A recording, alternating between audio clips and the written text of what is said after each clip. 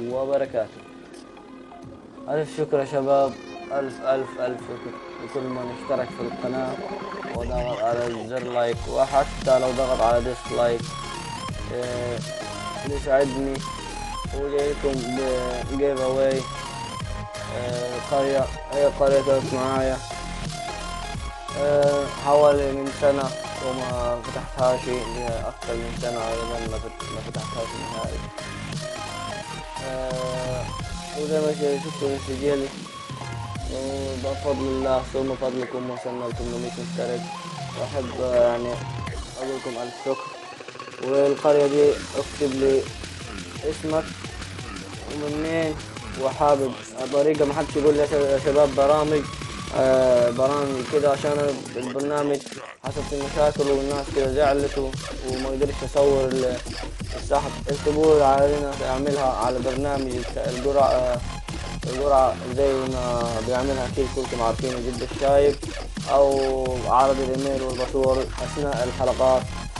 فاكتبوا لي اسمك ومنين، ويا اما برنامج القرعة الالكترونية او اثناء الحلقة. فيعني زي ما شايفين القرية دي المشكلة يعني الاسم مش بيتغير.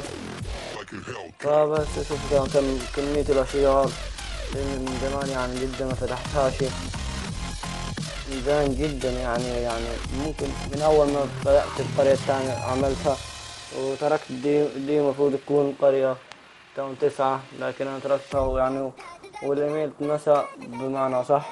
والنهاردة لقيت الايميل وسجلت وفتحت السجل ممسوح نهائيا، علامة الرسالة اللي فوق ما كانتش موجودة. يعني مش عارف اللعبة بقى يعني وقفت الحساب. القرية زي ما انتم شايفين يعني السجل الديفنس ما فيش، واحد هاجم عليا، فأكيد عشان كده مثلا حتى يعني مش ممسوحة نهائيا. أكيد اللعبة كانت موقفة عشان مثلا الموارد وكده.